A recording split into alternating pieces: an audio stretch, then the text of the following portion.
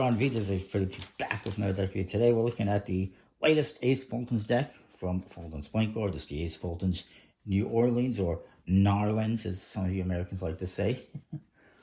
I don't know why, but Narlands. And it is a limited Halloween season edition. Yes, I know it's the end of November now by the time this video is up, but it is what it is. Better than doing it in December. And it is they only printed 200 apparently. I say apparently because I highly doubt there was just 200. They'll probably be available in mystery decks later on and variety boxes and whatnot. I just don't see them printing just 200. I think the 200 is very misleading and just a way to get people to pay money, extra money, for a very limited edition deck. That's not actually that limited. It's just misleading and poor business practice, in my opinion. Just print more and sell them at a reasonable price so that people can afford it, because right now, in my opinion, a lot of playing card companies are pricing people and collectors like myself out because the prices just keep going up and up. Shipping prices keep going up and up. How can people afford to keep buying decks and collecting decks at these rates? You know?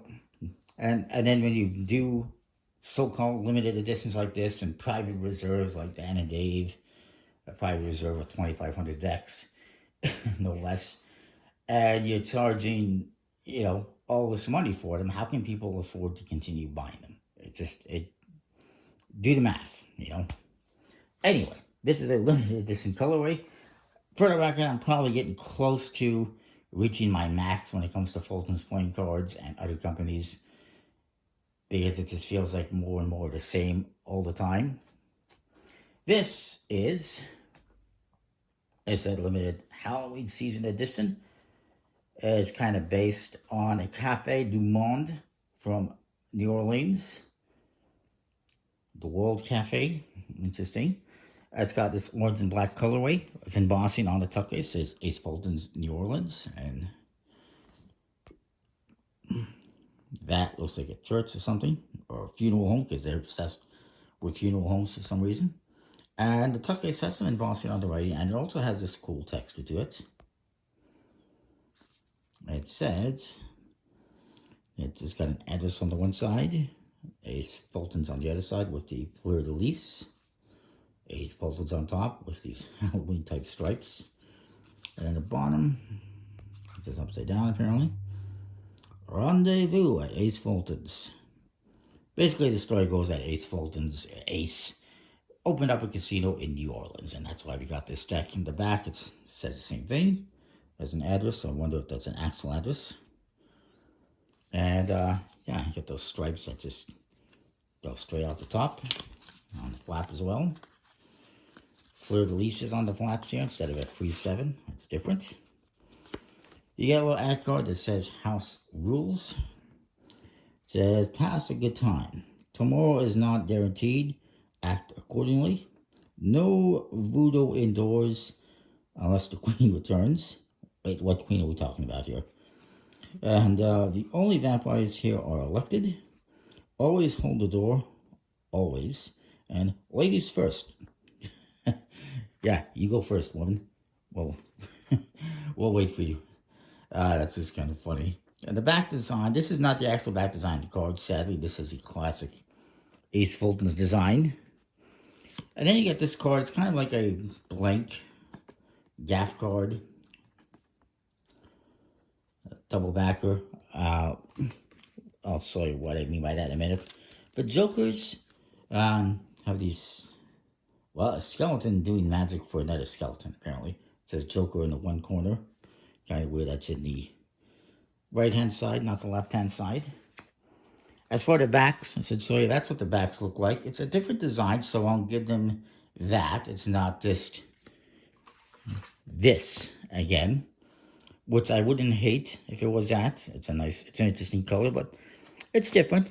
Brown and orange, says Ace Fulton's, mirror imaged.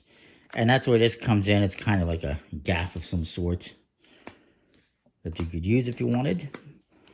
The cards themselves, there's the Ace of Spades, orange and brown, Fulton Playing Card Company.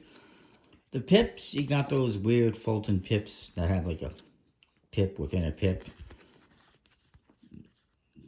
The cord cards, some of them are modified, mainly the spades, like this one is smoking because that's cool, right?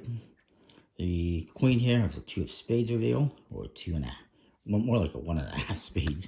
And this guy, he has a custom pip as well, just for, why not? Because no reason, there's 0 reason for that to be like that, but they figured why not. The hearts and diamonds have orange colored pips, and they've done the upside down heart pips. I do not know why they continue to do this. It's just weird. Just knock it off already. Nobody asked for this. Nobody's asking for that. And then you got the clubs. Everything is standard aside from those spade court cards. The rest are all fairly standard. This one might be a little bit modified. I'm not sure. Anyway, they're printed in China. Printer not mentioned, probably expert, but who knows.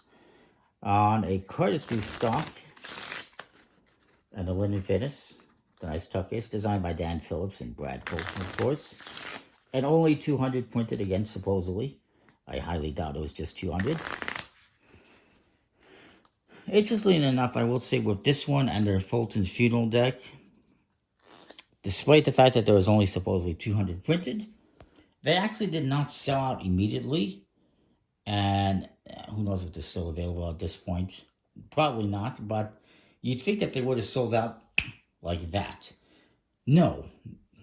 Days have passed, weeks even have passed a couple of weeks, and they were still available.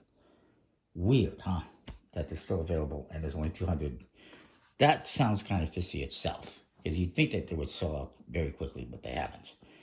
Last I checked. Anyway, that is that. I will give this one, I'll give it a B, whatever. It's fine. I like that they did a different design. Let's not start a whole new set of, colored decks, Fulton's decks in this design. One is enough.